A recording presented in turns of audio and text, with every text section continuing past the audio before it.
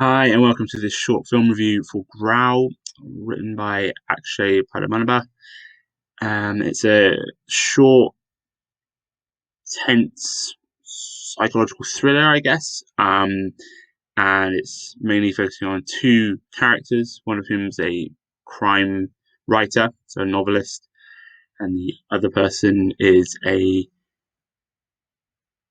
upset husband. So the the story takes place initially at the writer's home, who takes a call and he is planning on going to a party in a place called Red Hill, um, having received a warning about something that's going to happen there. When he turns up, there's a man who provides him with several envelopes, and inside these envelopes, basically reveals that this is the husband whom has been cuckolded because the writer was having an affair with his wife. And the two have a tense standoff whilst the husband continues to eat his dinner, which is quite nice. And they start to culminate towards a dramatic climax in terms of how this is going to be resolved. Um, it's one of these sort of films where a lot of what's not being shown or not being said is really important, and that's why I've frozen the frame on this initial quote from Scorsese, who says cinema is a matter of what's in the frame and what's out. So often when it comes to thrillers and even horror, the best it gets is when we're left to our imagination, and that's something that Grau does really well. It plays on our imagination, it plays on what's happened previously. Who is this woman who we never actually meet, and then what happens once this cafe scene finishes. There's a lot there to sort of unpick. Um, First off, the positives from Grau.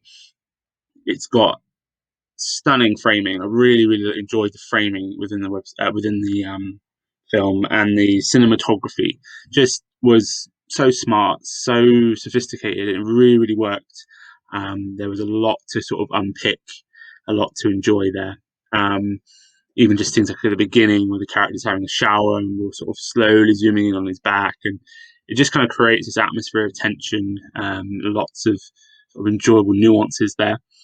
Um, it was also well paced. I thought sometimes with these short thrillers, they do tend to sort of have breakneck speed because they want to get through a lot and they don't want to sort of miss a chance to get an extra few scenes and extra few locations in. But actually, this was quite smart in terms of just having initial scene in his home and then at the cafe, and that was pretty much it. Aside from the voice on the phone, there's only actually two characters. Unfortunately, performances weren't great. I thought the performances were a little bit stilted, and this was really not helped by the actual audio of the voices, which felt like it was dubbed and quite badly dubbed, um, even though it was in English and had subtitles. But it was that kind of jolted me out of experience, and often it does when I sort of hear dubbed voices. Um, and I think that sort of some of the dialogue was a little bit on the nose. Like they gave us this exposition about the writer, about how great he is, like quite over the phone. It just felt like, okay, yeah, we get it. Something that could have been done maybe just with like a shot of an award or something like that. They would have just done that for us. Um, I did really enjoy the standoff at the end. I thought the two characters, once they were together, that created quite a lot of sort of enjoyable intensity to see where it's going. But it also felt slightly at odds because you had the writer who wasn't really that ashamed of what he'd done. He wasn't really like worried or scared.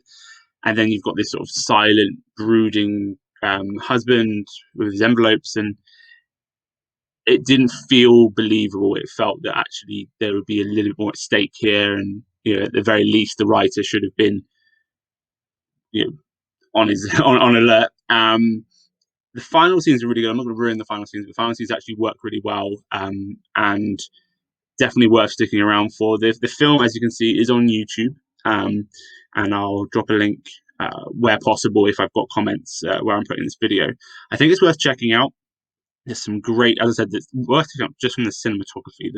The scenes are set up really well. They look really stunning, like sophisticated, and there's like a nice color palette throughout, and it just felt like an immersive style short film. Unfortunately, it's just let down on those technicals, and I think the script probably just needs to be a little bit more sophisticated, as sophisticated as the filmmaking. Actually, I think that's what it needed. Just some of Scorsese's dialogue would have really helped, I think.